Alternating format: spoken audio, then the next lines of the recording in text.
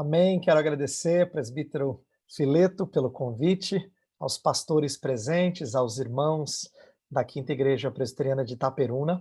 Eu vou aqui agora começar, quero explicar para vocês como nós vamos fazer, depois eu vou começar aqui a gravar essa aula para proveito de outros, tá? Eu vou explicar a vocês, nós vamos fazer um período de aula. Eu peço que você tenha a paciência de aguentar aí nosso tempo de aula. E depois desse tempo de aula, vamos abrir para perguntas e estou à disposição para ajudá-los naquilo que for possível, tá bom? Então essa vai ser a ideia. Nós vamos começar com perguntas só depois de eu terminar a exposição. Então a exposição vai ficar um bloco só, uma aula só, que depois pode até ser recortada, fica mais fácil para quem for acompanhar posteriormente. Tá bom? Então eu vou dar aqui o início e vou iniciar a nossa aula.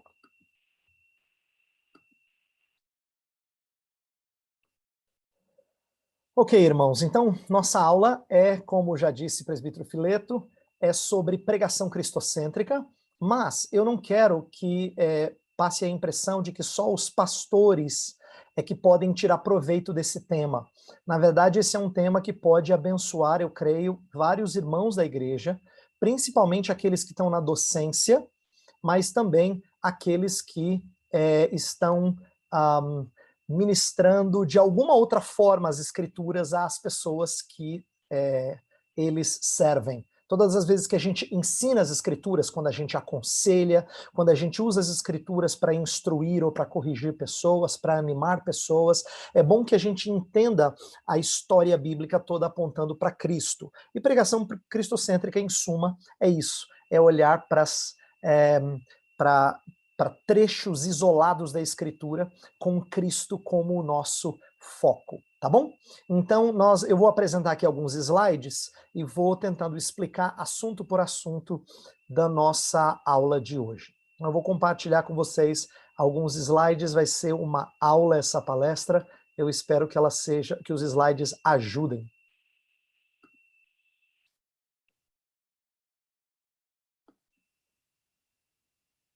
Então, esse é o nosso tema, pregação cristocêntrica nas narrativas. E, na verdade, a gente vai falar sobre duas coisas interligadas. A primeira parte da nossa aula é uma lição sobre o que seria uma pregação, um ensino cristocêntrico, não é?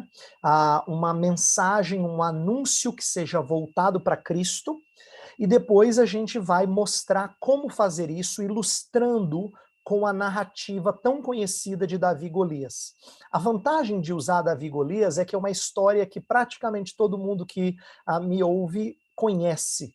E o meu interesse é que você cresça como eu cresci quando eu estudei essa história, a partir dessa lente cristocêntrica, tá? Tem muita coisa na história que passa desapercebida se a gente não tiver uma leitura orientada pela história da redenção que culmina em Cristo. Então, duas partes para a nossa aula. Primeira sobre pregação cristocêntrica em geral, depois o exemplo disso com a história de Davi e Golias, tá bom?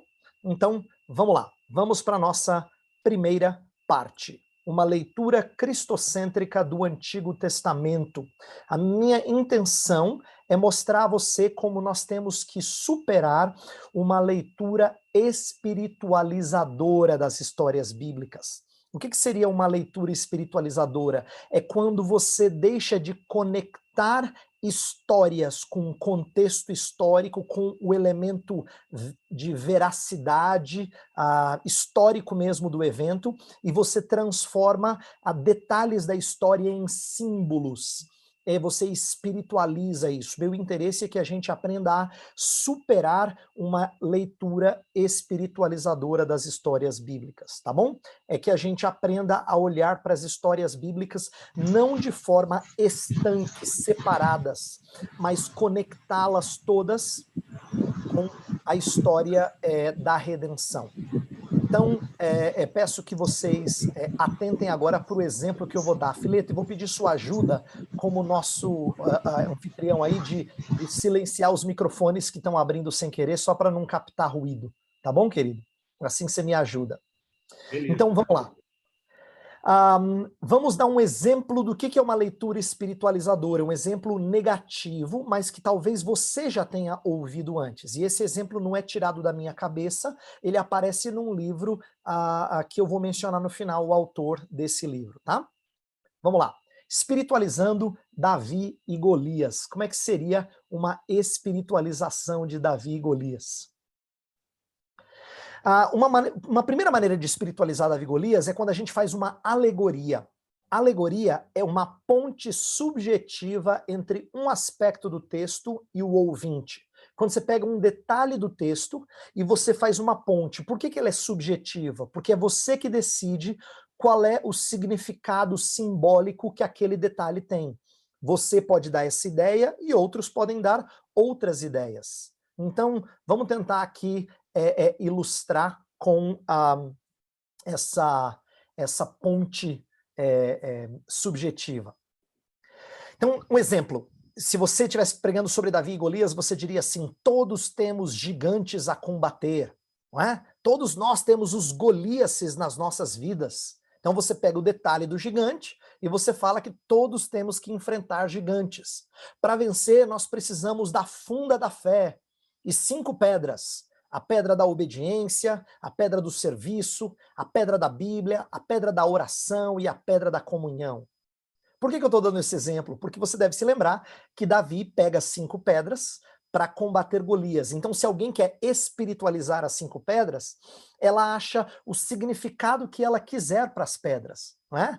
Ela cria na funda um instrumento de fé, ela faz esse tipo de conexão, e ela diz que cada pedra significa uma virtude cristã, ou um recurso que nós temos à nossa disposição. O problema desse tipo de leitura é que ela acaba produzindo uma subjetividade muito grande. Então vamos dar exemplo dessa subjetividade aqui, ó. A escolha de detalhes do texto é arbitrária. Por que nos identificamos com um personagem e não com outro? Por que a gente sempre é Davi? A gente nunca é Golias, não é? A gente sempre gosta de se identificar com o personagem herói, normalmente. A gente não se identifica com o personagem ruim. A gente normalmente se enxerga no herói da história. Mas isso é totalmente subjetivo. Além do que, a gente não atenta para o todo do texto. A gente pega um detalhe e a gente espiritualiza esse detalhe. Essa é uma forma de nós fazermos uma espiritualização, através de alegoria. Tá? Essa é perigosa, ela é comum, infelizmente. Mas tem uma outra que é tão perigosa quanto e talvez é mais comum e a gente não enxergue como tão absurda. Esse exemplo que eu estou dando aqui, você vai dizer assim: ah, pastor, essa pessoa é muito criativa, né? As 5 pedras, obediência, serviço, Bíblia, oração, comunhão, e muita criatividade, né? E você então logo desconsidere isso como sendo ruim. Mas o próximo exemplo que eu vou dar é menos, parece menos ruim, porque ele é mais comum no nosso meio. E ainda assim não é uma leitura adequada. A gente chama isso de moralismo.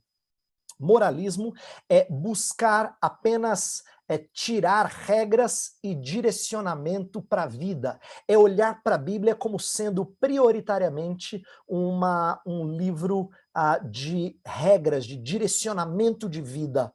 Então, pegando a história de Davi e Golias, seria a mesma coisa que falar alguma coisa do tipo assim: nós não devemos ter medo dos gigantes, antes a gente deve triunfar sobre o maligno. Nós temos que gastar tempo em oração e vencer o maligno, não é? Esse tipo de moralismo que dá uma lição para você seguir é mais comum de acontecer no nosso meio.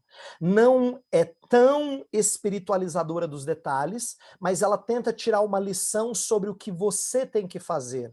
O problema é que todas as vezes que você lê o texto, uma história, a gente vai falar sobre narrativas hoje, e você logo corre para aquilo que eu ou você temos que fazer, e a gente despreza o lugar que essa história tem na grande narrativa, a gente acaba criando um moralismo. É como se a Bíblia fosse um livro de regras para você viver melhor. É como se você não precisasse de Cristo.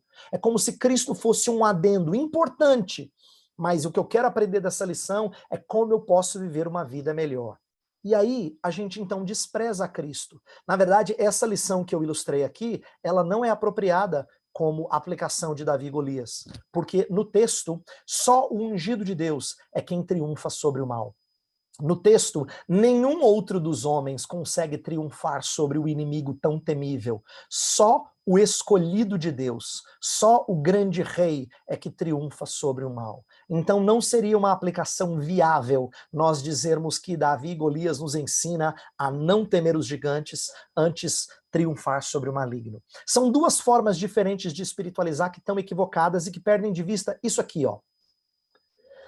De que fazer correspondência entre os atos de personagens bíblicos com os nossos atos é desprezar a história da redenção no desenrolar da revelação.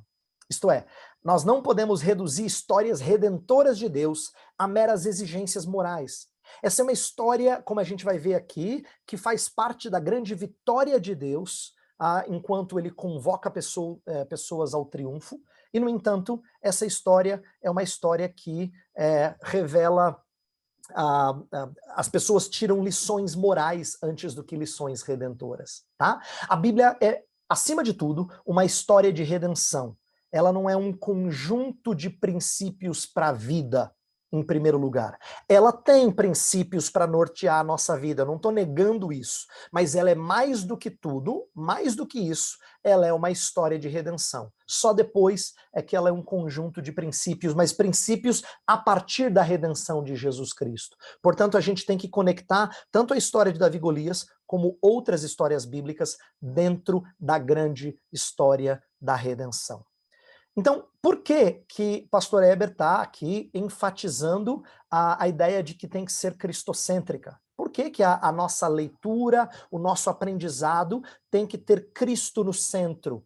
Tem que fazer com que Cristo seja o alvo dessa história. E, como eu vou mostrar aqui, o prisma, eu vou explicar isso mais adiante. Por que que ela tem que ser cristocêntrica? A primeira razão é porque é a perspectiva bíblica. Né?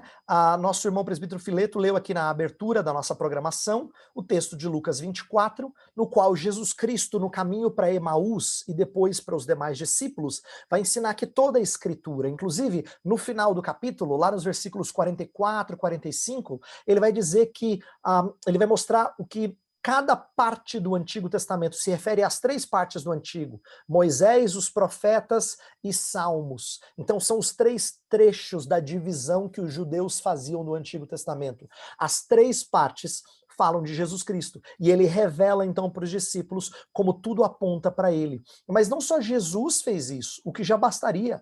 Os apóstolos, os primeiros cristãos pegaram isso. A nossa conferência tem como título uma pergunta que está nesse texto aí de Atos capítulo 8 que eu coloquei no slide. É quando Filipe está andando com o eunuco e ele pergunta: compreendes o que vens lendo? E o eunuco estava lendo o trecho de Isaías 53. E aí, a partir desse texto, o que Filipe faz? Ele anuncia Jesus Cristo. Então, é um texto sobre Jesus Cristo, e a gente sabe disso, você já ouviu isso antes, mas isso está claro para você, principalmente porque um dia Filipe enxergou isso. E ele mostra para a gente a fazer esse tipo de ponte. Mesma coisa Paulo, quando está preso e dando testemunho da sua pregação, lá em Atos 26, também mostra que tudo apontava para a obra redentora de Cristo. Então, tanto Jesus quanto os primeiros cristãos ensinaram que o Antigo Testamento diz respeito à obra redentora de Jesus. Agora, presta atenção, não é apenas isso não significa que são apenas alguns trechos que apontam para Jesus Cristo, mas é todo o enredo, tá? Toda a história culmina em Cristo. Você já ouviu falar, e muitos evangélicos já ouviram falar, que tem passagens no Antigo Testamento que apontam para Jesus. Isso praticamente nenhum evangélico nega, tá? Todos que tiveram um ensino minimamente decente conseguem enxergar os chamados salmos messiânicos ou as profecias que foram cumpridas exatamente no ministério de Jesus. Essa parte não é difícil. A que é mais difícil é enxergar histórias que aparentemente estão desconectadas da revelação nos evangelhos. Mas a minha defesa é que todo o enredo, é isso que Jesus ensina, todo o enredo culmina em Cristo, aponta e chega no seu ápice em Cristo. Então a primeira razão pela qual o nosso ensino, o nosso testemunho tem que ser cristocêntrico é porque essa é a perspectiva bíblica. A segunda razão é porque esse tipo de ensino é eficaz para transformação. O que eu quero dizer é que o evangelho não é apenas a mensagem para o novo convertido. Quando a gente fala que é cristocêntrica, nós estamos falando da mensagem do evangelho, da mensagem redentora de Jesus Cristo.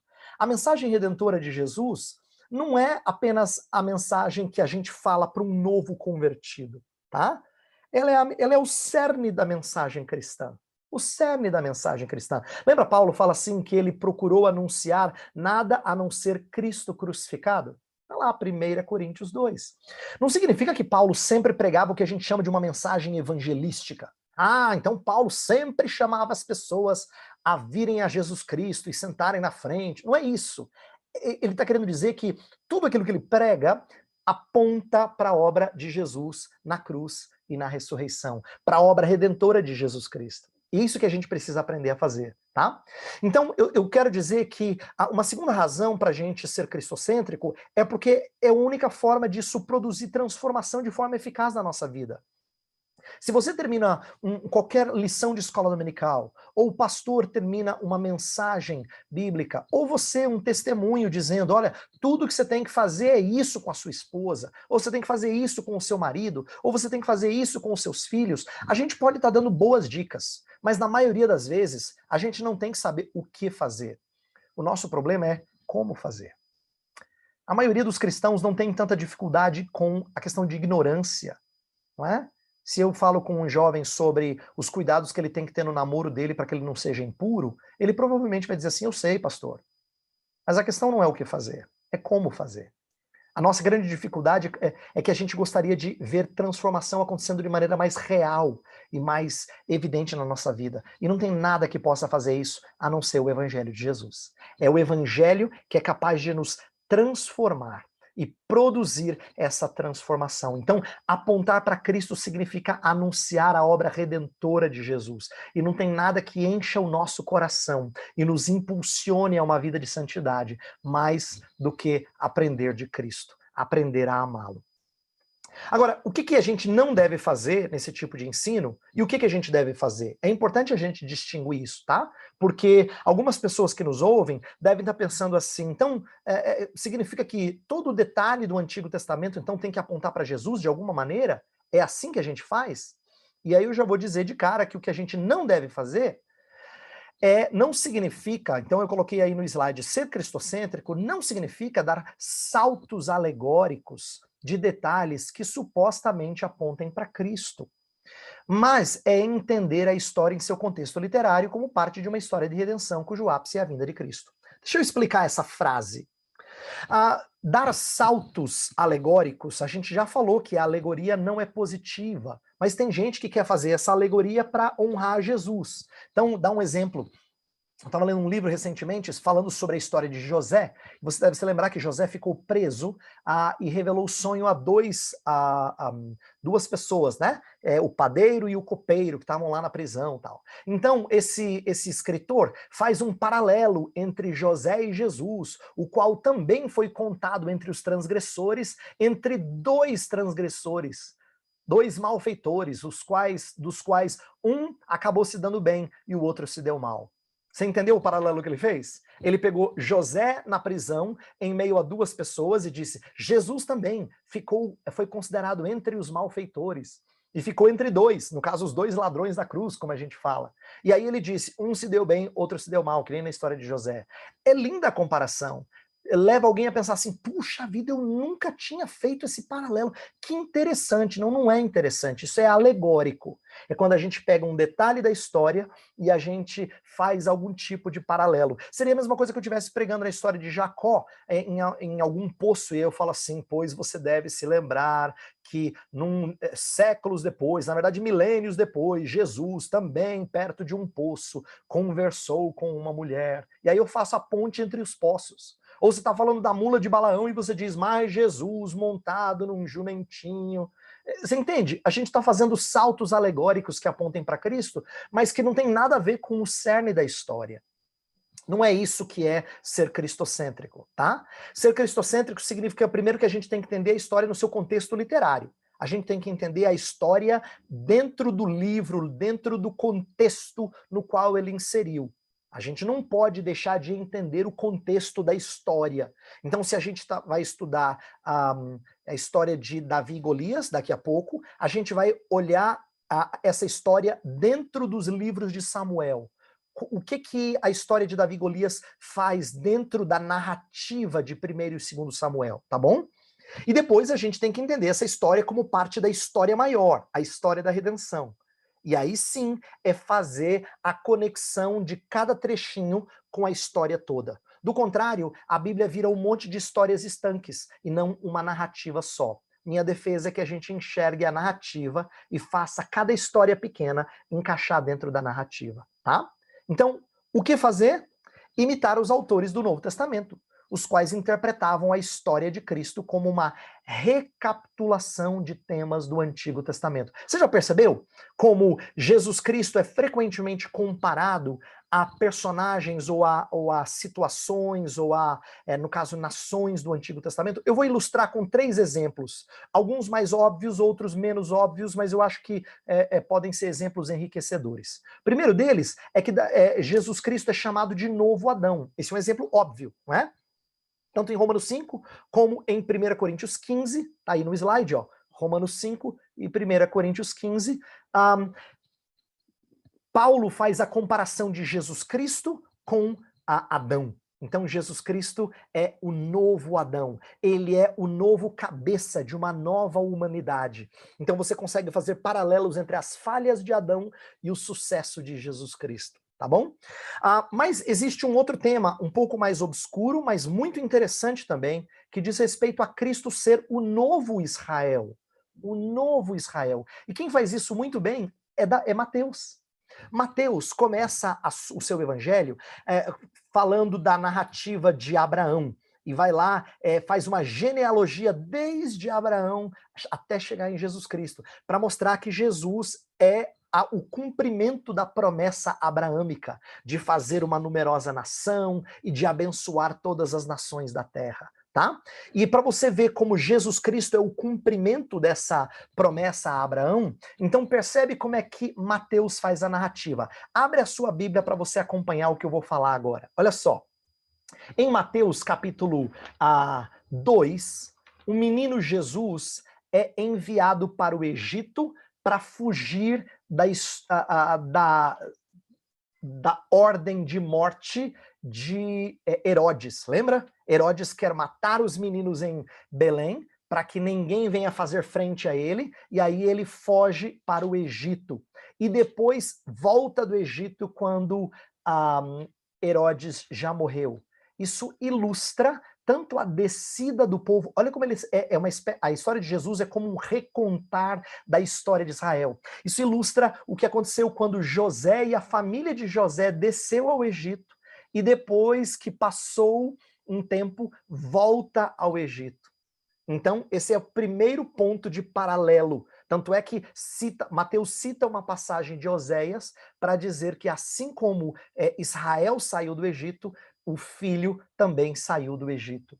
Depois, você vai ver no capítulo 3 que Jesus Cristo é batizado. Pois bem, Israel, depois de sair do Egito, passa pelo Mar Vermelho. E Paulo vai explicar aos coríntios que passar pelo mar era como ser batizado.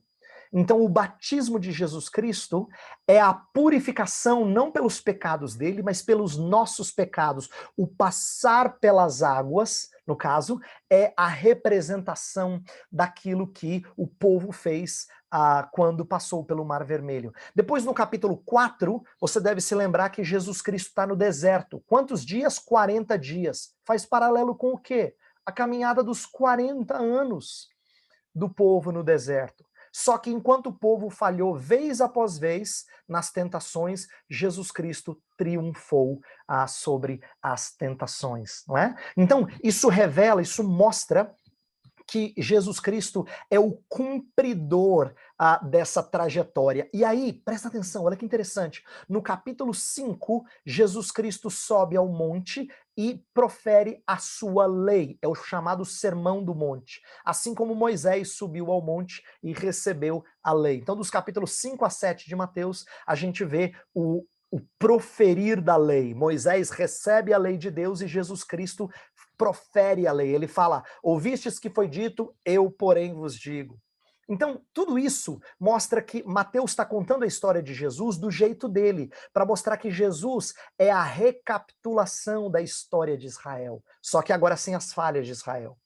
E Mateus 21 vai mostrar como Cristo é o novo Davi. Lá em Mateus 21 é a chamada entrada triunfal. Lembra da história? Que Jesus entra e eles falam: Hosana, Hosana ao filho de Davi. Sabe o que vem logo depois dessa passagem? Ele vai para o templo e purifica o templo. Por quê? Porque Davi também ficou responsável por cuidar do andamento do templo. Nesse sentido, ele está revivendo as tarefas de Davi. Eu estou dando esses exemplos para mostrar para vocês que os autores do Novo Testamento contaram a história de Jesus fazendo constante conexão. Não é à toa que eles sempre citam o Antigo Testamento. É porque eles querem mostrar que a continuidade é uma Bíblia só, não são 2 livros, mas uma Bíblia só, que conecta o antes de Cristo com o depois de Cristo. Cristo sendo a dobradiça que faz essa conexão, ok? Então, para mostrar essa conexão com a história de Davi, que a gente vai ver daqui a pouco, vamos pegar o tema da trajetória de um guerreiro rei. Olha que interessante como esse tema perpassa vários livros históricos, várias narrativas, até que chega em Jesus Cristo. Olha só, a conquista da terra. Desde Josué, a história de Israel é repleta de batalhas, onde o Senhor é o comandante e a vitória é dele. Você deve se lembrar de algumas histórias. Por exemplo, lá em Josué capítulo 5, você tem Deus se apresentando a Josué como um guerreiro. E ele vai encorajar Josué a entrar na terra prometida. Josué não se vê muito capaz, ele tem temor, ele está substituindo Moisés, mas com certo receio, e aí Deus se apresenta a ele como um guerreiro e fala: vai, eu vou te fazer vitorioso. E aí você deve se lembrar da primeira história, a história de Jericó. O que acontece com Jericó? O povo de Deus luta contra os habitantes de Jericó? Nada. Dão marcha em volta, tocam trombeta e gritam. Deus é que faz ruir, não é trombeta que faz ruir. Deus está mostrando que a vitória é dele, ele é que triunfa. Até mesmo personagens como Sansão, que é um exemplo de fortão aí, né? Que a gente lembra das vitórias dele. Até ele não é vitorioso sobre os filisteus por causa da sua força. Sempre que ele faz um ato extraordinário, o texto diz que o Espírito do Senhor se apossou dele. É sempre o Espírito de Deus que promove vitórias através dos guerreiros. Bem, essa história vai chegar em Jesus Cristo. A gente vai ver isso em Davi, mas essa história vai chegar em Jesus Cristo. Jesus Cristo é o conquistador. O Novo Testamento mostra isso. Essa linguagem de conquista aponta para um Cristo que triunfa sobre inimigos. A primeira passagem que eu tenho aqui é aquela na qual Jesus Cristo expulsa demônio, e aí falam que ele expulsa pelo poder de Beelzebul. E ele fala: olha, se eu expulso pelo poder de Beelzebul, então o reino das trevas está dividido. Porque eu estou lutando contra o próprio reino das trevas. Se eu sou um espírito mau expulsando espíritos maus, tá errado isso. Mas se eu faço pelo Espírito de Deus, então o reino de Deus é chegado. Aí ele diz qual é a evidência do reino de Deus é chegado.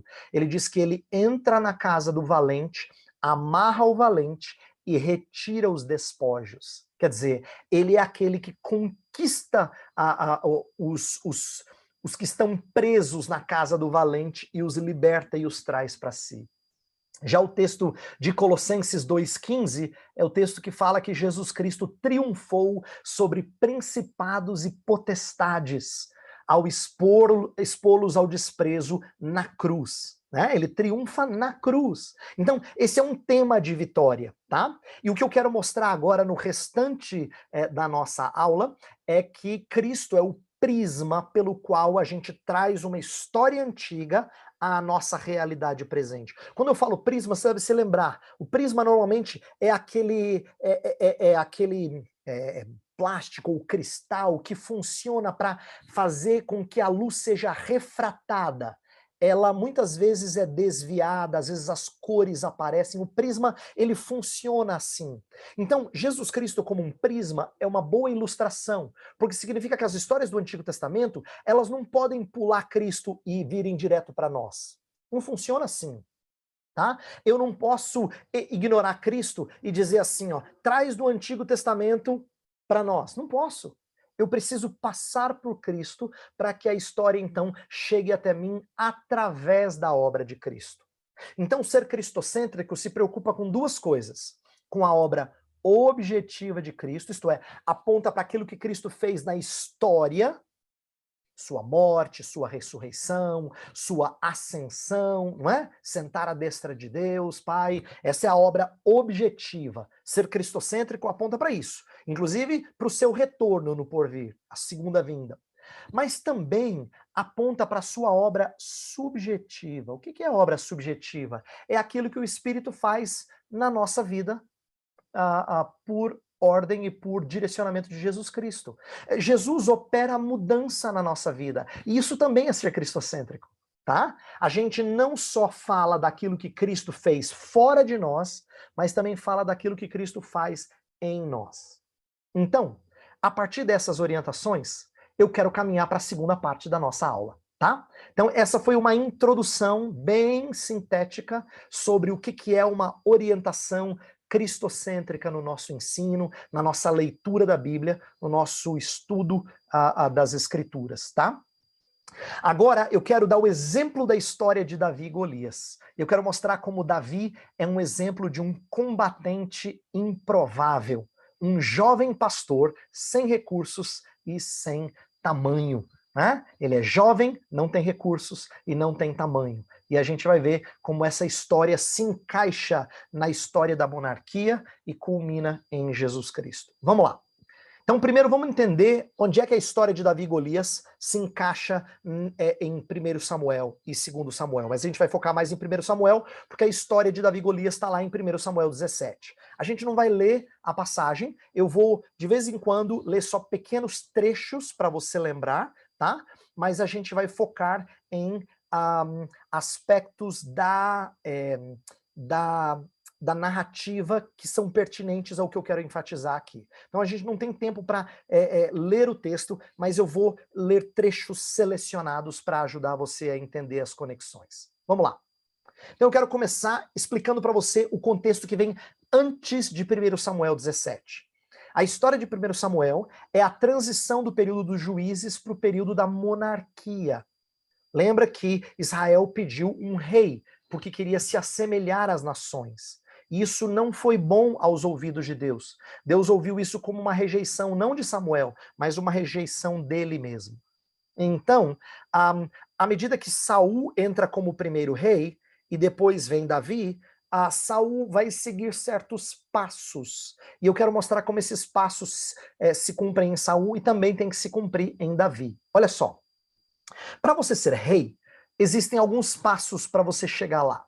Então, o estabelecimento de uma figura real em seu trono envolvia, a primeira coisa, era unção com óleo. Então, unção no Antigo Testamento tinha como um dos grandes propósitos conceder autoridade a alguém para exercer uma função oficial. No caso aqui, o rei. Depois disso, frequentemente mencionava o espírito adentrando, empoderando, por assim dizer, né? Concedendo poder àquele que iria ser o oficial, né? O rei, no caso aqui. Depois disso, vinha um terceiro passo, que era a realização de um grande feito, uma grande vitória.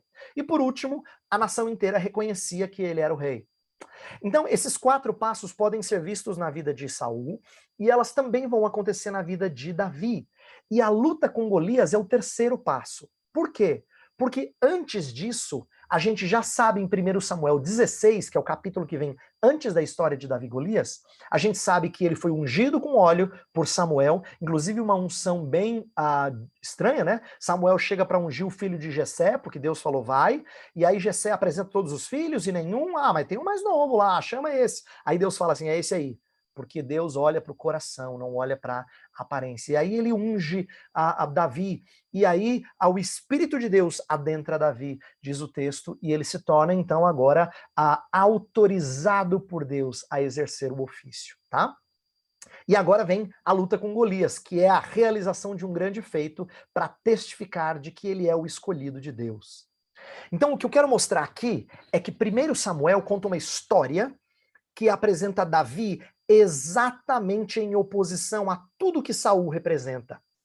Davi é o ungido que foi escolhido por Deus, não pelo povo. Lembra que Saul foi escolhido pelo povo, e Davi não seria escolhido pelo povo. Ele é tido por estranho, tanto lá na escolha dele, né? Quando ele, na família, ele não é tido por aquele que deveria ser escolhido, mas ele também vai ser zombado no decorrer da história de Davi e Golias. Então ele não tinha aquela fama e não estava sendo reconhecido, mas Deus vai mostrar que quem escolhe é ele. O ungido é Deus que escolhe e não o povo, tá?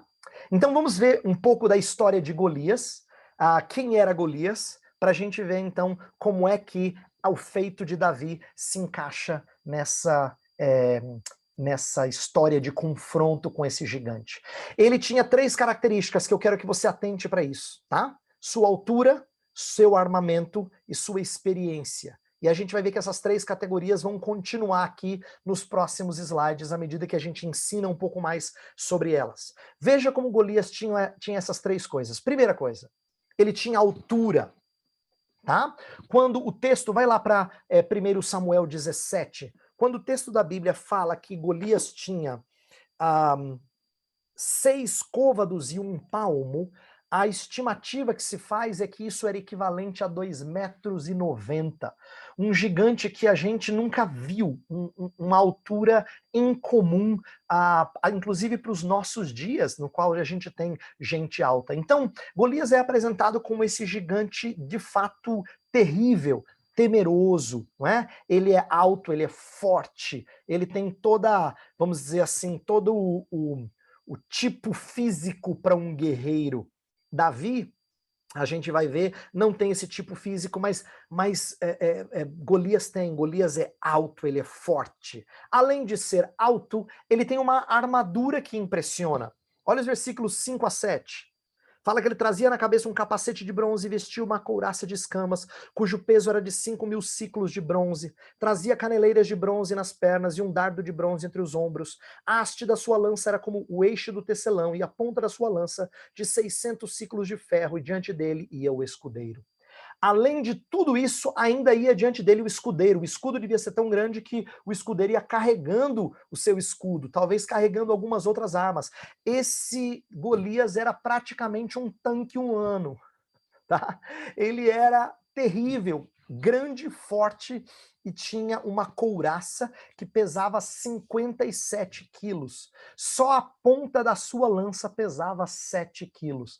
Então imagina que coisa terrível é apresentada a Israel. Não é à toa que o texto vai dizer que o povo todo temia, ninguém ia enfrentar esse cara. Ele era alguém impossível de ser vencido. Impossível de ser vencido, todo mundo olhava para o tamanho dele, para o equipamento dele, disse assim, a gente não tem condições de lutar contra esse homem.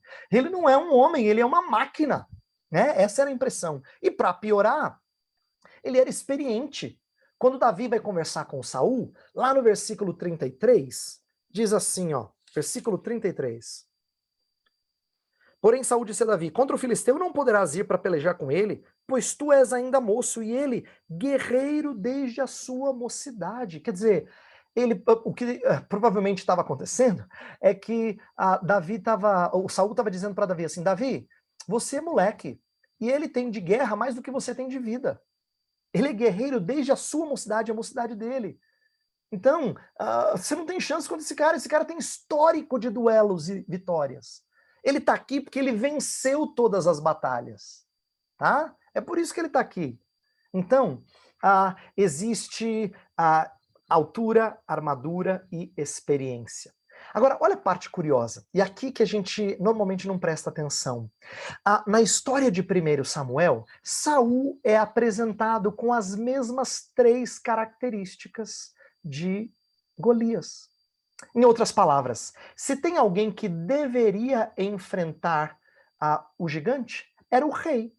Porque o rei, lá em 1 Samuel 8, é chamado de aquele que conduz-nos às batalhas. Quando o povo pediu um rei, eles dizem claramente em 1 Samuel que eles querem um rei que os conduza nas vitórias, os conduza nas guerras, que seja líder nas guerras. Então, se tinha alguém que deveria assumir isso aí, era Saul. O problema é que Saul é apresentado como alguém temeroso. Versículo 11 da nossa passagem diz assim: ouvindo Saul e todo Israel estas palavras do filisteu, espantaram-se e temeram muito.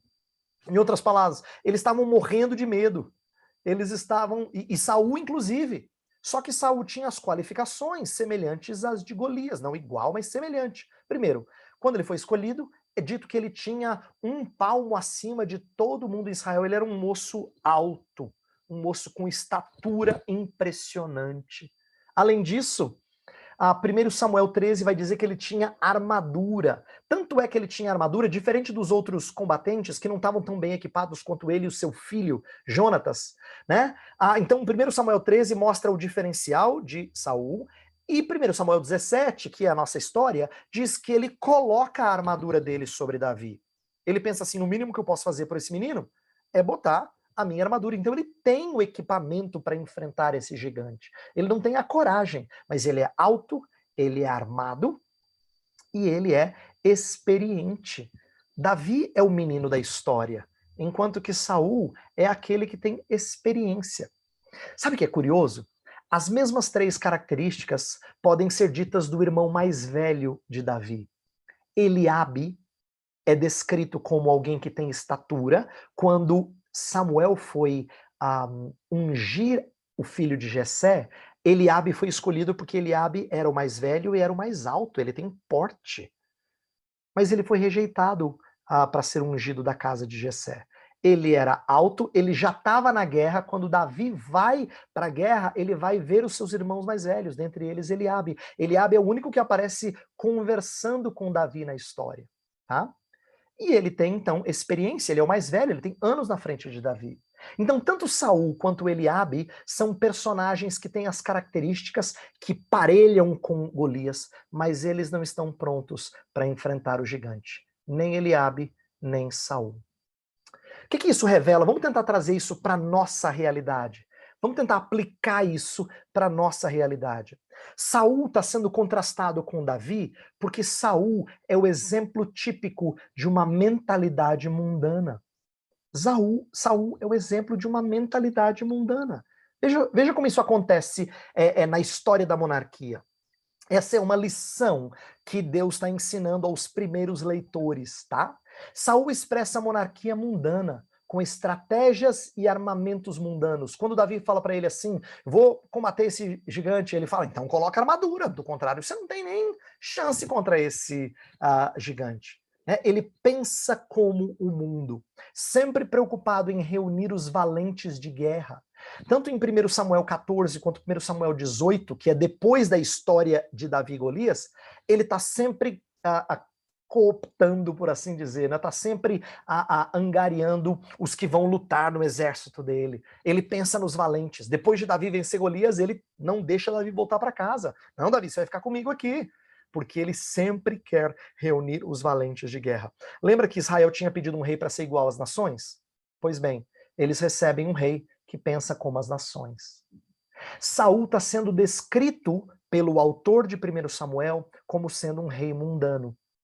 Vocês queriam isso? Pois é isso que vocês receberam. Essa é a lição que os leitores, os primeiros leitores de 1 Samuel e 2 Samuel estão aprendendo. E como é que a gente pode tirar lições semelhantes a essa? Nós também caímos em mundanismo, de diversas formas, tá? Principalmente quando a gente pensa em cuidar do povo de Deus, em manter o povo de Deus são contra os inimigos, à luz de estratégias mundanas.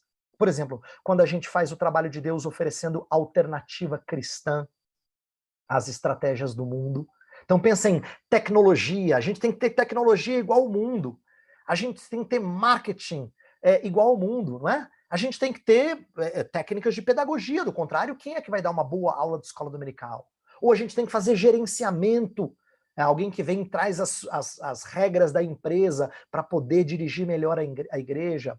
Ou talvez programações que apelem mais para o emocional. A gente fala assim, puxa vida, as pessoas são tão tocadas por programações lá fora. A gente tinha que fazer alguma coisa que tocasse os nossos jovens. Todo tipo de pensamento semelhante a esse está olhando para fora, vendo coisas que encantam e tentando trazer para dentro, no intuito de competir pela atenção das pessoas. O problema disso é que Paulo ensina para os coríntios, lá nessa passagem que eu citei aqui, ó, 2 Coríntios 10, que as nossas armas não são carnais e sim espirituais. O que a gente tem que fazer é trazer a nossa mente cativa de Cristo. Esse é o nosso objetivo enquanto igreja. Não é oferecer uma alternativa de tecnologia. Nossa igreja não está bem quando ela acompanha a onda tecnológica, ou quando ela é preocupada em fazer boa divulgação, ou quando ela traz as técnicas da pedagogia para poder fazer a escola dominical mais eficaz, ou quando ela oferece técnicas de gerenciamento ou programações que apelam às emoções dos jovens, nada disso. Nós temos que trazer a nossa mente cativa de Cristo. É isso que a gente faz. Não é? Então, isso é quebrar a mentalidade mundana. Samuel está ensinando isso, o livro de Samuel está ensinando isso a Israel quando lê essa história. E nós temos que aprender isso também. Continuando a história, olha o contraste entre os combatentes. Se Saul tem estatura, tem armadura e tem currículo, como é que Davi se apresenta? Primeira coisa, ele não tem altura. Quando Samuel vai lá ungir o filho de Jessé, fala assim, não olhe para o exterior, porque eu olho para o coração. Isto é, Deus vai mostrar que ele quer alguém temente a ele, tá? Davi não tem a estatura que impressiona, ele tem um coração que o Senhor Deus vai usar. Essa é a ideia. Davi tem temor do Senhor. Segundo, Davi não usa armadura. Lembra que ele não consegue andar com a armadura. Versículo 39, depois que Saul coloca a armadura nele, fala no verso 39, Davi cingiu a espada sobre a armadura e experimentou andar, pois jamais havia usado. Então disse Davi a Saul, não posso andar com isto, pois nunca o usei. E Davi tirou aquilo de sobre si. Então, quando ele se apresenta diante de Golias, que tipo de armadura ele tem? Nada, não é? Contrário, ele tem uma armadura, só que a armadura dele é outra. Olha versículos 45 a 47. Davi, porém, disse ao filisteu, tu vens contra mim com espada e com lança e com escudo, eu, porém, vou contra ti em nome do Senhor dos Exércitos, o Deus dos Exércitos de Israel, a quem tens afrontado. Você percebe o contraste? Você vem com uma armadura, eu venho com o nome de Deus. O nome de Deus é a minha armadura. Eu visto o nome de Deus e venho em nome dele.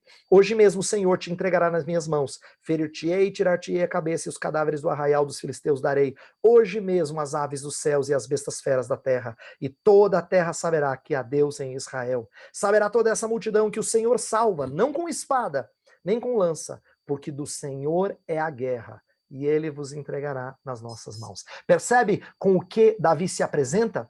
Ele se apresenta com outra armadura, que não uma armadura de homens mundanos, não é?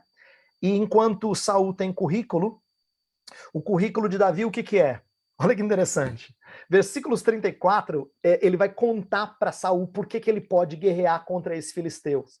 Olha que interessante. Respondeu Davi a Saul, teu servo apacentava as ovelhas de seu pai, quando veio um leão ou um urso e tomou um cordeiro do rebanho. Eu saí após ele e o feri e livrei o cordeiro da sua boca. Levantando-se ele contra mim, agarrei-o pela barba e o feri e o matei. O teu servo matou tanto o leão como o urso. Este incircunciso filisteu será como um deles, porquanto afrontou os exércitos do Deus vivo. Ele conta as experiências dele de pastoreio, de como ele lutou contra animais. Aí a impressão que dá numa primeira leitura é que você está pensando assim, esse moleque é soberbo. Ele acha que ele lutou contra um animal e agora ele vai vencer o filisteu só porque ele venceu um animal feroz? E na verdade não é isso que ele diz, porque o versículo 37 explica as experiências anteriores. Ele fala assim, ó, disse mais Davi, o Senhor me livrou das garras do leão e das do urso. Ele me livrará das mãos deste filisteu. Ele coloca a honra da vitória no Senhor. O currículo dele não é porque ele tinha vencido o leão e o urso, é porque o Senhor o tinha livrado. Ele vai me livrar também. Então Davi entende que o currículo dele é ser protegido pelo Senhor. Ele não tem estatura, a sua estatura é interior. Sua armadura é o nome de Deus. e o seu currículo é ser protegido por ele. E a história de Davi e Golias apresenta o quê? Apresenta a vitória do improvável. Perceba isso. Olha como essa tônica aponta para Jesus Cristo. Se Davi venceu Golias, que é, a gente gosta de histórias estilo Davi e Golias, que é quando dá zebra, né? Quem que gosta de futebol aqui, que nunca torceu para time pequeno, venceu o time grande que não é o seu? A gente gosta disso, a gente gosta de zebra, né? A gente gosta do pequeno vencendo o maior, o mais fraco vencendo o mais forte. E a Escritura diz que isso aponta para Jesus Cristo. Veja como. A vitória improvável, lembra que ela acontece sem espada. Versículo 50 vai dizer que prevaleceu Davi contra o filisteu com uma funda e com uma pedra. Porém, não havia espada na mão de Davi. Não havia espada. É para destacar que ele venceu de forma improvável. Quem é que vai para uma batalha sem espada? Pois Davi foi. E não adianta dizer que ele foi com uma funda, porque a funda era tudo aquilo que ele precisava e era suficiente. Não, era ousado, era improvável. Sim, poderia ser uma arma de guerra e era usada sim. Mas ir com uma funda é ir pouco revestido, não é?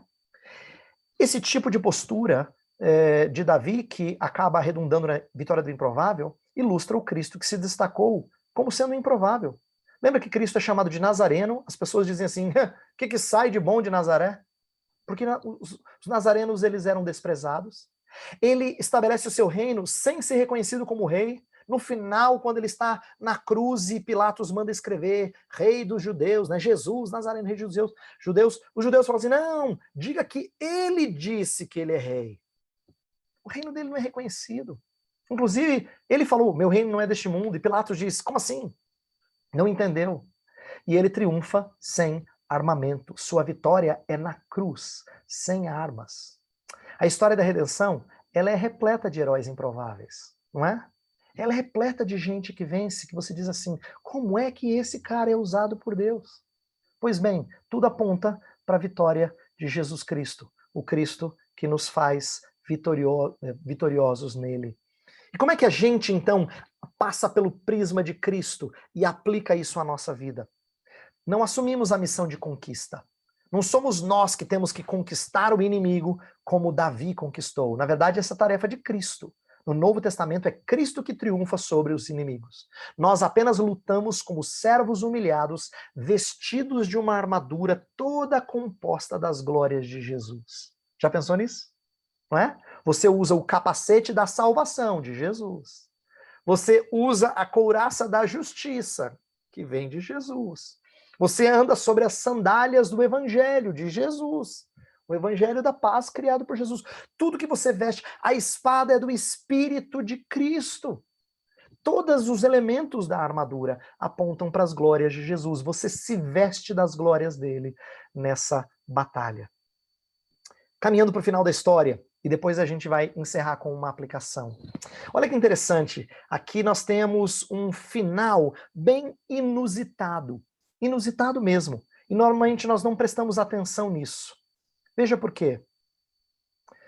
Por que não acabar a história no versículo 54? 54, ele traz, depois da vitória dele, os filisteus são perseguidos pelos israelitas, e aí vencem. E no 54, Davi toma a cabeça do filisteu e traz a Jerusalém. Ele traz a cabeça, como ele diz, venci. Aí vem uma conversinha estranha. Olha só, versículo 55 até o 58.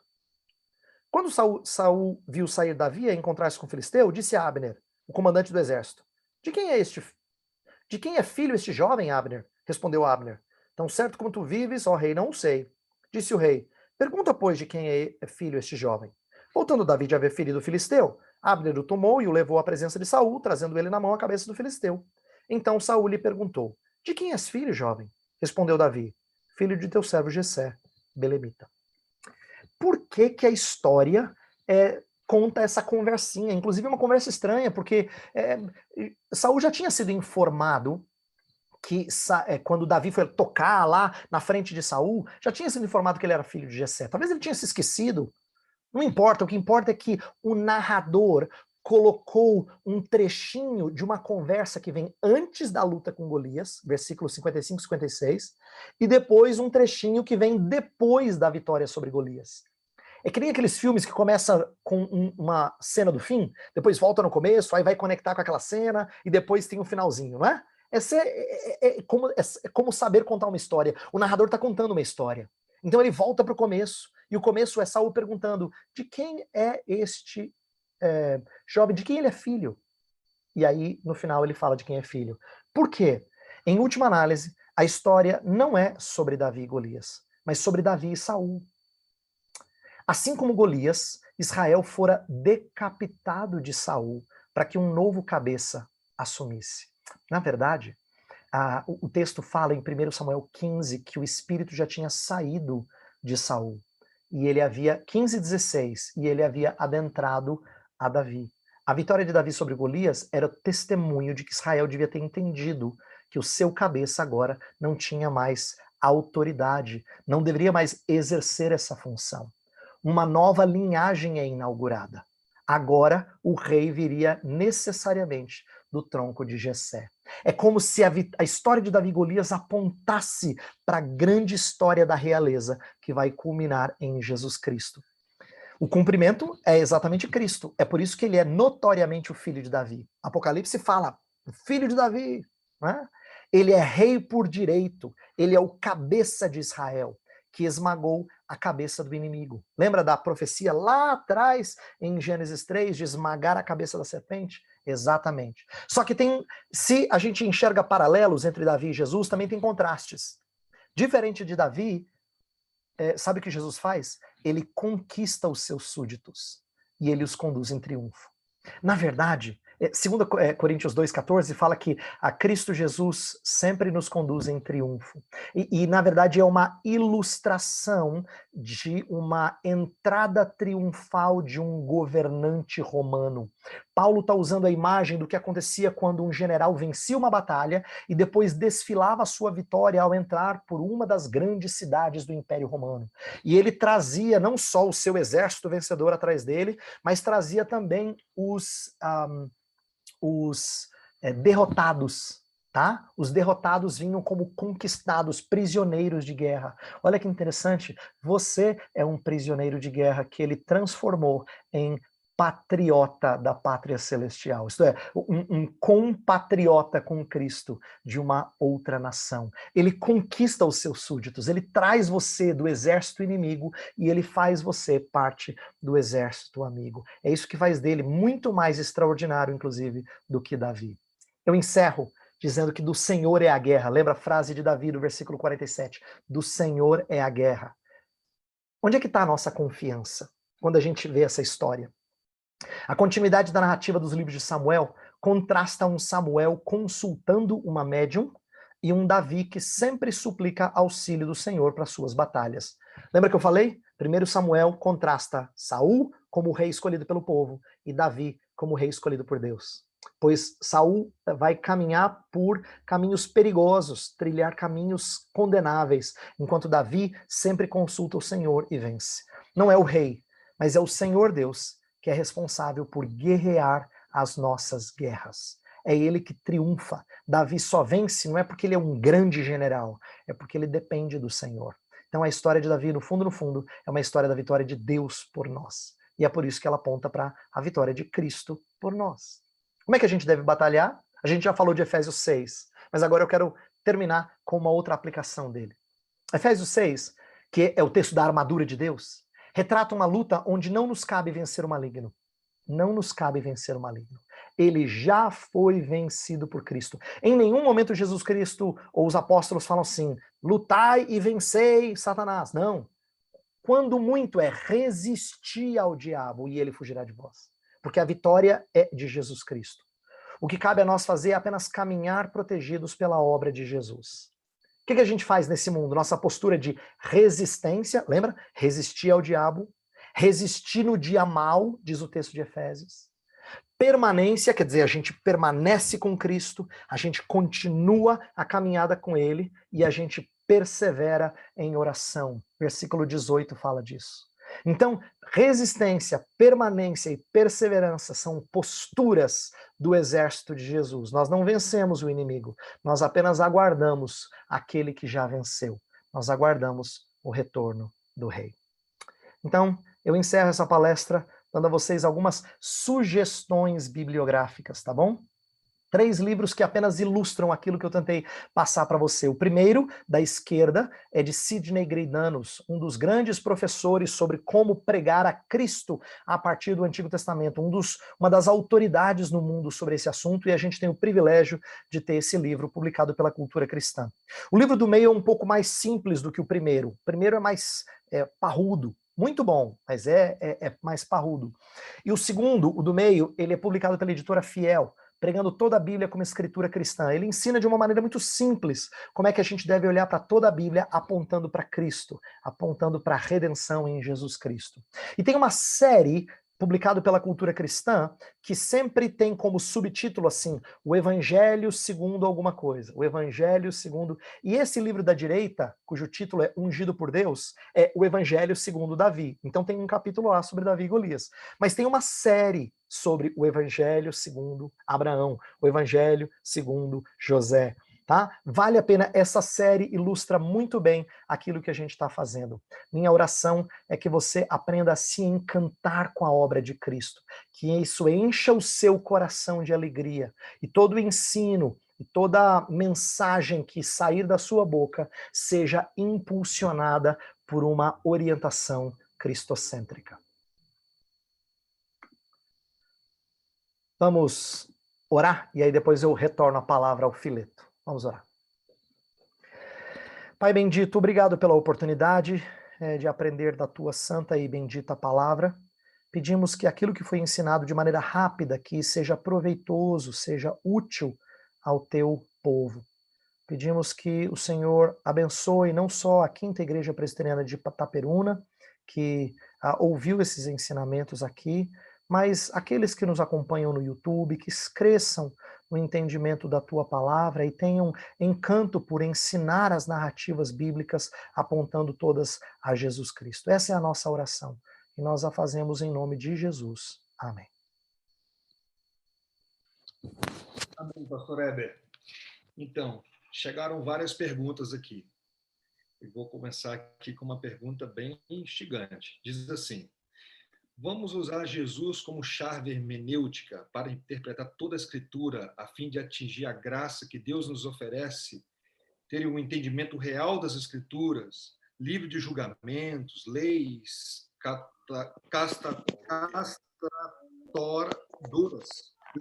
castradoras e da escravidão que as igrejas pregam.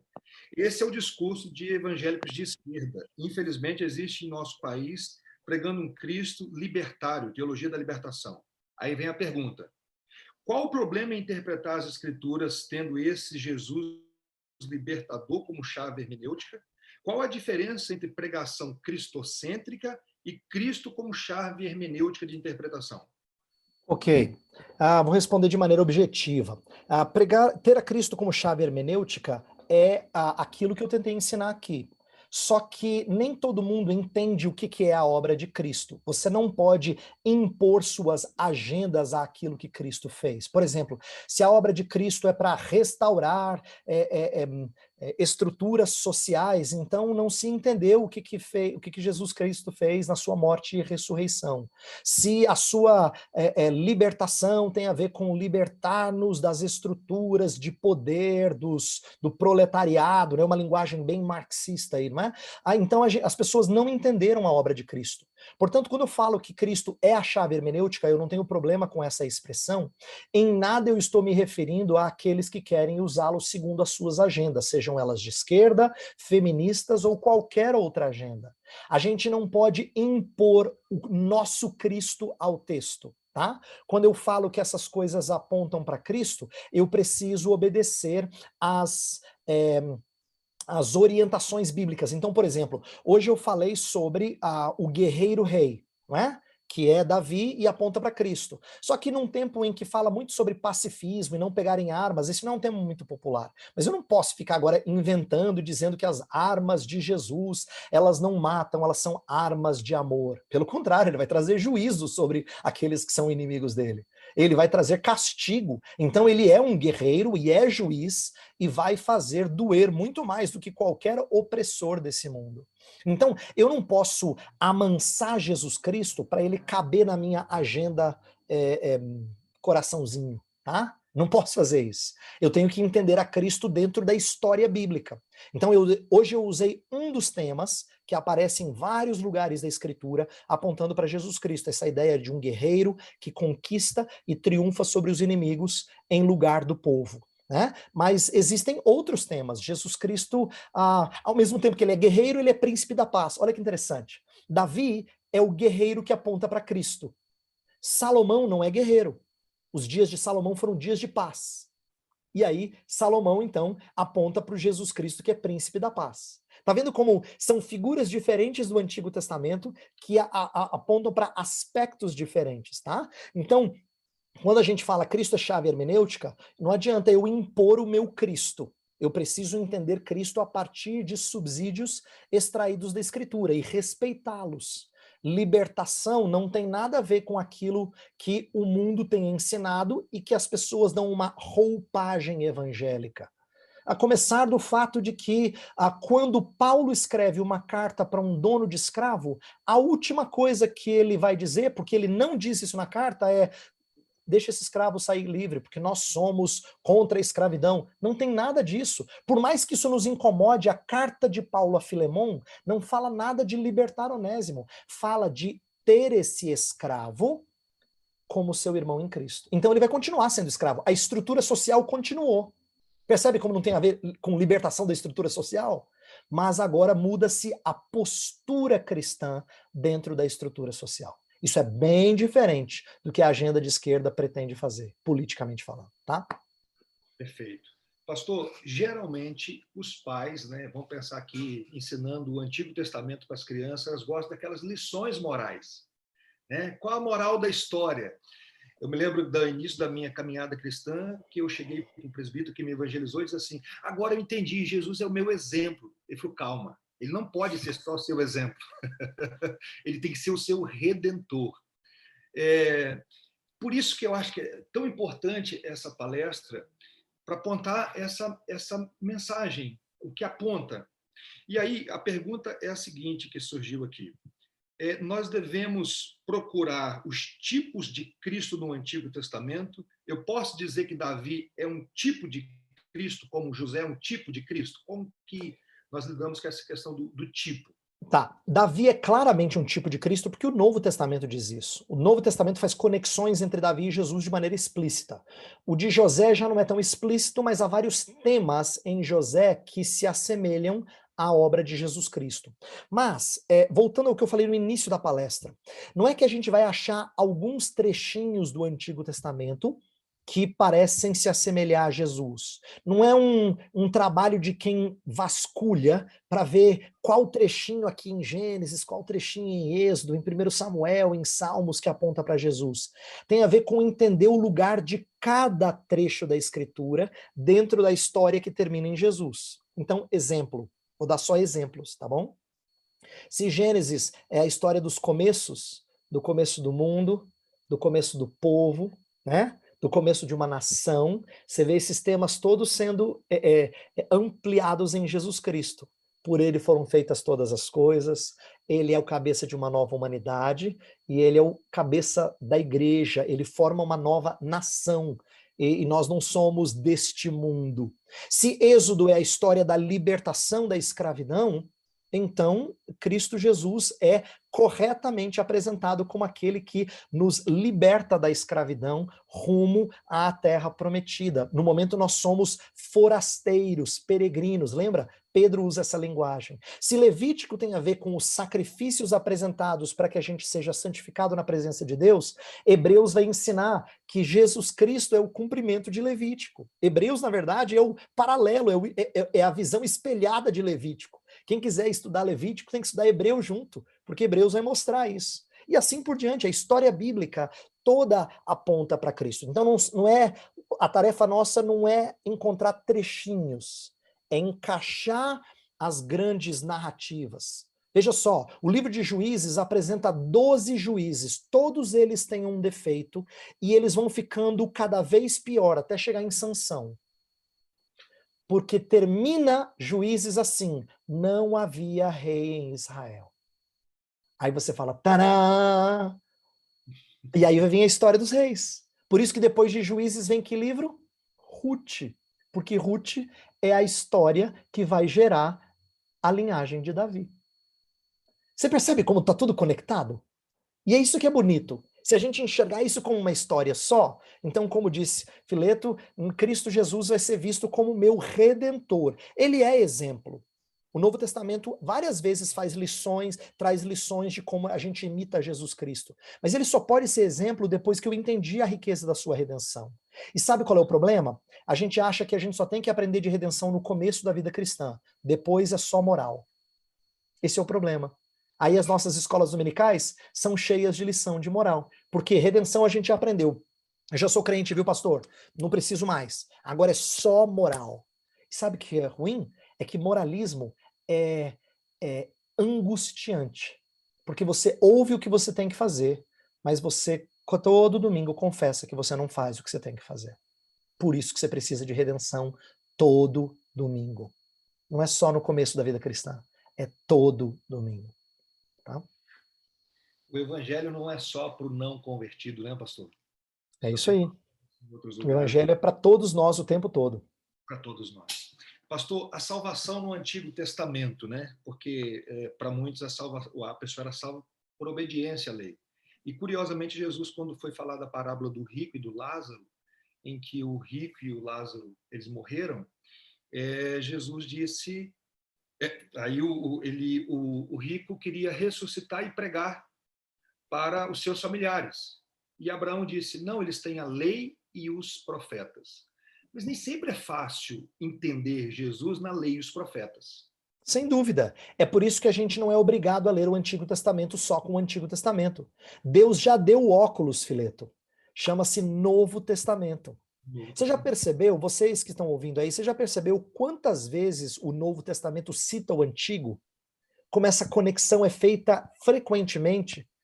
Por quê? Porque ele está ensinando para você que se o Antigo Testamento traz sombras, o Novo vai trazer realidades. Se o Antigo traz promessa, o Novo vai trazer cumprimento.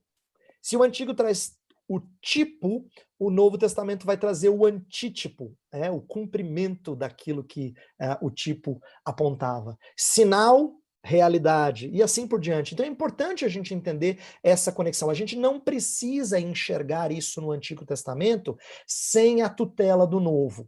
Uma boa forma da gente começar a fazer isso, é claro que tem livros que nos ajudam, eu dei dicas aí no final sobre literatura, tá? Mas o importante é a gente aprender a enxergar como o Novo Testamento está fazendo conexão o tempo todo. Então, faça um exercício. Leia o Evangelho de Mateus. Veja como Mateus cita o Antigo Testamento o tempo todo. É porque ele está escrevendo para judeus que conhecem a história do Antigo Testamento, para mostrar que aquela história que eles conhecem se cumpre em Cristo. Por isso que eu dei exemplo para vocês que Mateus reconta a história de Jesus como se fosse uma redramatização da história de Israel. Tá? Perfeito, perfeito. Tem uma outra pergunta aqui pedindo ajuda em relação ao livro de Esther. Como seria uma mensagem cristocêntrica em Esther? Ok. É uma ótima pergunta. Eu vou dar uma dica, primeiro de ensino, depois uma dica sobre leitura, tá? Então, a dica de ensino é o seguinte: Esther tem como marca o fato de Deus não ser mencionado. É o Deus escondido. O que é curioso é que aquilo que Esther apresenta como sendo a direção de Deus sobre o seu povo, encontra em Cristo a revelação que a gente esperava. Esther é a história em que Deus está escondido. Jesus é a revelação que a gente aguardava. Então você vai ver em Jesus Cristo o cumprimento e o anseio. Se Esther é aquela que se entrega para salvar o seu povo, Jesus Cristo é de fato aquele quem faz isso. Lembra que Esther, quando vai à presença do rei, ela fala assim, eu não fui convidada, se eu morrer, morri. Jejuem, que agora é o momento de eu me apresentar diante do rei. E Jesus Cristo, então, faz isso. Ele é aquele que se apresenta diante da tarefa e ele cumpre a tarefa, né? E ele encontra salvação. Só que, diferente de Esther, Esther é aquela que encontra a benevolência do rei, nosso Salvador não. O rei, o Deus e Pai, ele abandonou, né? Ele abandonou o monarca Jesus. Se Esther é a rainha que foi tratada com benevolência pelo rei, Jesus Cristo não foi tratado com benevolência, porque era assim que ele traria redenção ao seu povo, né? Então, não é outro que vai para a forca, é ele que vai para a forca. Não são os judeus que são mortos, é ele que é morto. Mas, eu só estou dando um início de dica. Leia um livro publicado pela Cultura Cristã de um autor chamado Ian Duguid, que é um comentário de Esther. Lindo, lindo, vale a pena. Eu acho que é um comentário de Ruth e Esther, se eu não me engano, os dois juntos. Vale a pena, esse autor é muito bom. E ele vai fazer esses paralelos de uma maneira muito mais rica do que eu faço agora, tá? Agora, essa é uma pergunta minha, precisa me ajudar Tá. aí. Pregar Cristo Ok. cantares. Como é que Cantar, é? cantares. Cantares. Ok. Cantares é uma história que não pode ser alegorizada. A ideia não é pegar detalhes da beleza da mulher ou da beleza do esposo e dizer que isso aponta para um aspecto específico de Cristo. Eu gosto da definição que o Dr. Gerhard van Groningen dá. Ele fala que Cantares é como uma parábola do amor entre Cristo e a igreja. Por que ele usa parábola? Porque na parábola você não interpreta o detalhe, você interpreta a história. Você interpreta a história, o pacote completo. Você não extrai o detalhe. É uma história de amor entre um homem e uma mulher que apontam de uma maneira bastante concreta para o amor que Cristo tem pela sua noiva. Pelas expectativas. Olha a ideia de como um anela por encontrar o outro. A igreja faz isso também. Ela anela pela vinda do seu noivo. Ela deve nutrir essa expectativa. Mas a gente não pega detalhes que descrevem a beleza da noiva ou detalhes que descrevem a beleza do noivo e ficamos alegorizando. A gente pega o pacote dessa bela história de amor e entende que ela encontra cumprimento em Jesus Cristo. Ela não está ali só para ensinar casais como devem se amar. Senão, poderia ser um livro pagão. Ela está ali para mostrar que o amor entre um casal deveria cumprir como grande propósito apontar para Jesus Cristo. Por quê? Sabe por quê? Se um casal se ama bem, mas não aponta para Cristo, ele não cumpriu o propósito do casamento. O propósito do casamento sempre foi ser sombra de uma união muito mais sublime. E Paulo vai fazer essa conexão em Efésios 5. Então, Cantares tem que ser pregado com Efésios 5 em mente. Por quê? Porque o casamento tem que ser vivido nos seus detalhes, apontando para a união entre Cristo e a sua noiva. Tá? Pastor, ainda pensando um pouquinho, não só na questão de pregadores, mas professores da escola dominical, e principalmente que trabalham com crianças, influenciados, às vezes, por aquele livro em seus passos, o que faria Jesus, né? E aí pegamos muito essa questão do moralismo. Eu me lembro de uma palestra do Davi Charles Gomes, que diz que a conversão dele aconteceu com 3 anos, que ele perguntou assim, ele ia brigar com um colega, e aí perguntou para a mãe, antes de brigar, mãe, quem briga vai para o céu? A mãe sabiamente diz assim, ir para o céu não é uma questão de brigar ou não brigar, mas é ter Jesus no coração. E aí ele pegou e voltou lá e brigou, mas ele percebeu que depois alguma coisa mudou no coração dele. Eu queria que o senhor falasse alguma coisa sobre nessa questão aí. O senhor já tocou nesse assunto de maneira muito legal, muito joia, sobre essa questão do moralismo, que é muito forte, muito forte. E as pessoas querem olhar para o herói Davi, tem aquele CD que tem as musiquinhas, o herói Davi, o herói Sansão, e só heroísmo, mas sem Fileto, redenção. Isso, Fileto, a gente cresceu cantando Vem com Josué lutar em Jericó, mas nenhum lugar da Bíblia fala que você tem que ir para Jericó e que você tem que imitar Josué. Na verdade, não foi Josué que venceu Jericó, foi o Senhor que venceu Jericó. Essa história é contada para dizer para você que não é você que vence, é Cristo que vence. Jericó é a história perfeita que ilustra isso. Então, quando a gente conta histórias com o intuito de fazer aplicações imediatas para a minha postura na vida cristã, a gente normalmente cai nesse moralismo, que é, e aí, e daí? E o que que eu tenho a ver com isso? Por quê? Presta atenção, porque a gente está acostumado a pensar que a aplicação de aula, ou de sermão, ou de palestra, é o que que eu tenho que fazer. Mas muitas vezes não é o que você faz, é como você adora.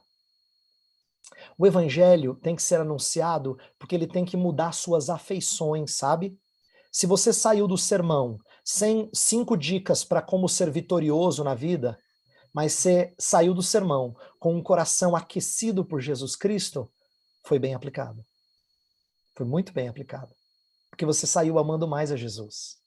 E você fala assim, cara, eu vou morrer por esse Cristo. Por esse eu dou a minha vida. A aplicação não é só o que eu tenho que fazer. A aplicação muitas vezes tem a ver com a forma como eu mudo a minha ótica. Como é que eu enxergo a obra de Deus na minha vida por intermédio de Jesus? Como é que o Espírito tem trabalhado em mim? Não significa que não tenha algumas atitudes nossas. Muitas vezes a gente vai exortar pessoas a certas atitudes, porque a própria Bíblia fala isso. Ela fala, sede santos. Ela não fala só, ó, fica tranquila, Deus que santifica. Ela fala, sede santos. Mas a mesma Bíblia que fala sede santos é a Bíblia que fala assim, Deus é quem efetua em vós tanto querer como realizar. Então ela nos dá tanto uma ordem, quanto nos dá um descanso, de saber que é o Senhor que produz isso na gente. Então das vezes em que a gente se frustra porque a gente não vai bem, a gente volta para ele e fala assim, Senhor, tem misericórdia de mim? Ajuda-me, porque se eu for sozinho eu não vou conseguir. Então, lutar contra o moralismo é uma tarefa difícil. Deixa eu compartilhar uma historinha bem rapidinho e eu encerro minha resposta. Quando eu ensinei sobre esse assunto certa vez, eu falei sobre como a gente precisa lutar contra uma mentalidade mundana, né? Assim, eu falei sobre essa ideia de como a gente precisa ser um cristão que olha para a obra de Cristo, tá? E não tem essa mentalidade mundana. Então, assim, dei explicações sobre semelhantes às que eu fiz hoje. E aí eu me lembro que, ao terminar essa palestra, alguém orou falando sobre como Deus nos ensina a não ser imoral como o mundo, há tantos jovens imorais. Perceba, a oração pensou em imoralidade como fazer coisa errada. Ela não pensou em mundanismo, perdão, em mundanismo como fazer coisa errada. Ela não pensou em mundanismo como quando a gente traz para dentro da igreja estratégias do mundo. Porque ela está pensando em moralismo. Ela orou assim, Senhor, livra-nos da imoralidade desse mundo. Né? E aí, é muito comum a gente fazer um louvor a personagens e a pessoas, antes do que a Jesus Cristo. Isso é típico moralista. Então, já vou adiantar que não é fácil a gente mudar a nossa cabeça. O que eu falei hoje, vou dizer para todos vocês que estão acompanhando, seja pelo YouTube, seja aqui no Zoom, isso não é uma mudança que acontece da noite para o dia. A gente precisa ler um pouco mais sobre isso, aprender um pouco mais sobre isso e começar a treinar isso com a ajuda de alguém. Porque assim a gente vai desenvolvendo. A gente está programado para ser moralista. É difícil arrancar isso, tá?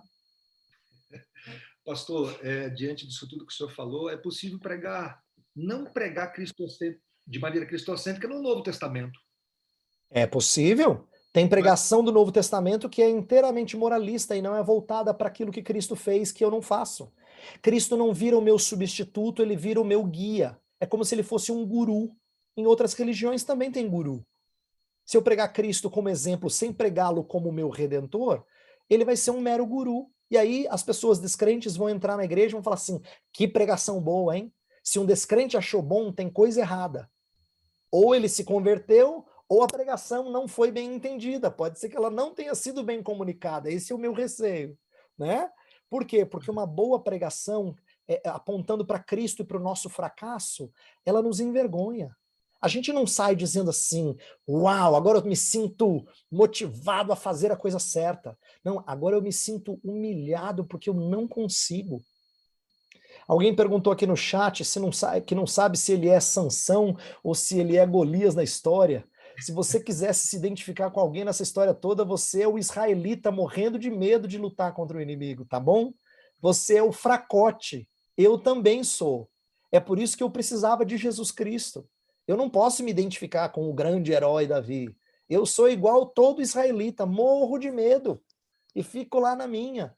Por isso que quando eu vou enfrentar qualquer coisa na vida, eu tenho que ir em nome de Jesus.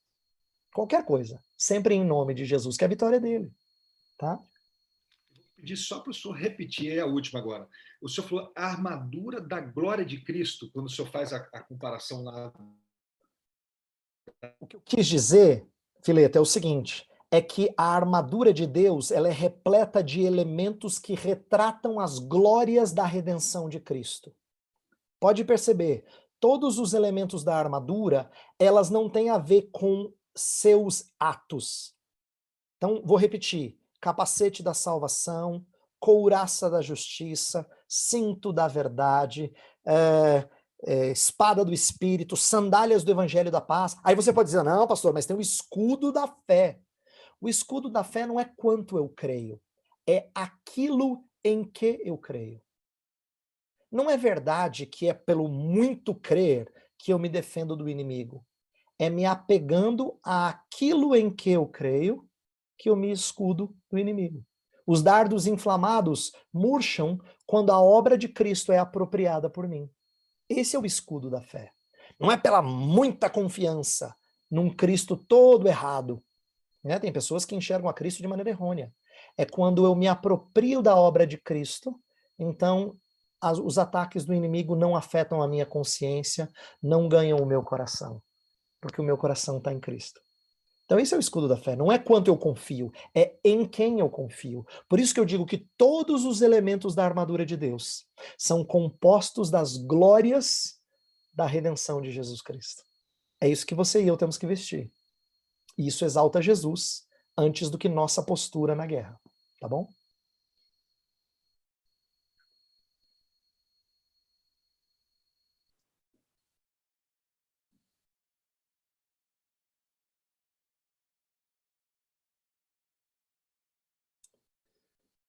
Me parece que o Fileto saiu. Então, Eu voltei alguém... no outro aparelho aqui porque caiu. Voltou. Caiu aqui. Oh, Eu benção. dei a resposta, as pessoas ouviram, ficou gravado, então depois você escuta, tá bom? Não, eu escutei no YouTube aqui, eu estava acompanhando no meu outro aparelho. Tá bom. O pastor Alex de Vitória está aqui com a gente. Eu vou pedir para ele orar e depois, pastor, a gente encerra aí com as palavras finais, tá bom? Pastor Alex, por favor, ore por nós.